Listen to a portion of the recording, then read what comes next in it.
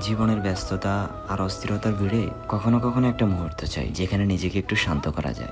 আজকে সন্ধ্যায় আমি সেই শান্তিটা খুঁজতে এসেছি ধানমন্ডি লেকে। কিন্তু লেকটা শুধু একটা জায়গা না, আমার কাছে এটা একটা স্মৃতি তৈরির আসর। কারণ আজকে আমি শুধু একাই আসিনি, এসেছে আমার খুব কাছের কিছু মানুষ যারা প্রতিদিনকে একটু বেশি সুন্দর করে তোলে।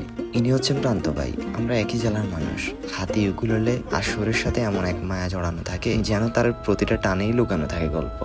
আর ইনি হচ্ছেন তন্ময় রায়। গানের গলায় এক ধরনের জাদু আছে যা একবার শুনলে নিজের অজান্তেই মনটা এক জগতে হারিয়ে যায়। আর এদিকে আছে ফাহিম, দোতারার তালে আমাদের পুরো আড্ডাটাকে অন্য রঙে রাঙিয়ে তোলে।